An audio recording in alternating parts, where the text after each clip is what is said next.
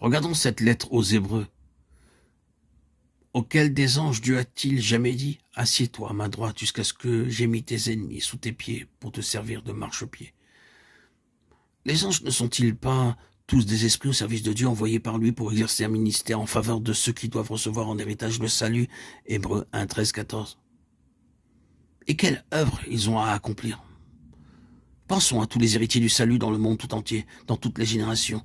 Et il nous est dit ici que les anges ont à veiller sur eux et sur leur intérêt, pour exercer un ministère en faveur de ceux qui doivent recevoir en héritage le salut.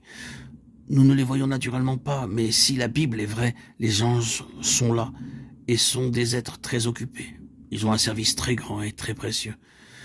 Tous les besoins différents de ces héritiers du salut sont leur responsabilité. Leur œuvre est très variée. Les anges sont donc d'un ordre très élevé, mais il nous est dit dans cette lettre aux Hébreux, le Fils est beaucoup plus grand que les anges. C'est ce que dit ce verset 4e du premier chapitre. Il est devenu d'autant supérieur aux anges qu'il a hérité d'un nom plus éminent que le leur. Si nous lisons tout ce que nous dit la Bible au sujet des anges, nous aurons une révélation merveilleuse et nous arrivons ensuite à ce petit fragment où il nous est dit que le Fils, qui est Jésus, est devenu d'autant supérieur aux anges. C'est là que commence sa supériorité. Nous sommes entrés dans cette dispensation-là, la supériorité de Jésus sur tous les anges. Peut-être n'avons-nous pas suffisamment pensé au ministère des anges, mais ils sont évidemment très occupés pour chacun de nous. Peut-être avons-nous été sauvés de beaucoup de choses parce qu'ils ont veillé très fidèlement sur nous.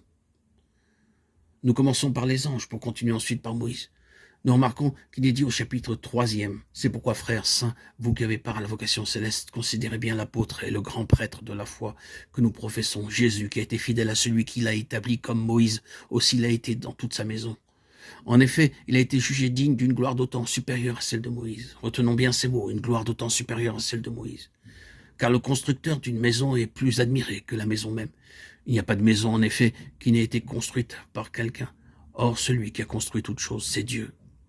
Quant à Moïse, il a été fidèle dans toute sa maison comme un serviteur appelé à rendre témoignage de ce qui devait être annoncé plus tard.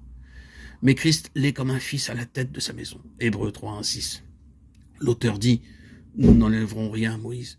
Nous lui rendrons l'honneur d'avoir été un grand serviteur de Dieu. Mais Christ est plus grand, le Fils est plus grand que Moïse. » Abraham fut le père de la nation, mais Moïse fut son constructeur.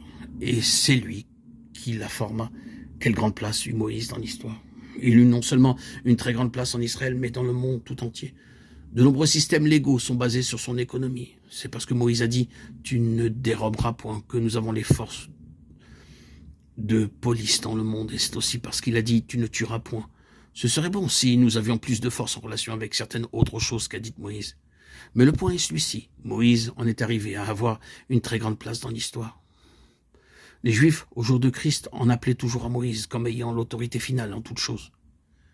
L'accusation qu'ils élevèrent contre Jésus fut qu'il se faisait plus grand que Moïse. Et l'auteur de cette lettre aux Hébreux dit avec une grande hardiesse, « Il en est un qui est plus grand que Moïse. » Rendez à Moïse tout l'honneur qui lui est dû, mais le Fils est plus grand que lui.